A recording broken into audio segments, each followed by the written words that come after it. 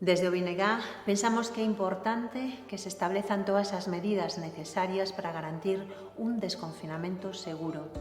Nese ámbito, a Xunta ten moito que facer e por iso reclamamos de que poña xa en marcha un protocolo de uso de máscaras que faga que sexan obrigatorias e que se repartan de xeito gratuito ao conxunto da poboación. En segundo lugar, garantizando que vai haber test suficientes para poder facer probas e detectar o COVID e, en terceiro lugar, o establecemento dun plan de rastrexo galego que permita nesta fase localizar puntos de COVID e, polo tanto, evitar que poda haber novos contaxios. E é tamén importante e fundamental que se poña en marcha un plan de reforzamento de atención primaria. Ao longo destes 11 anos deixouse a atención primaria galega no chasis e neste momento sería necesario un plan dotado con 200 millóns de euros para reforzar medios e material e facer que a porta de entrada no noso sistema sanitario este a pleno rendemento para esta fase na que entramos.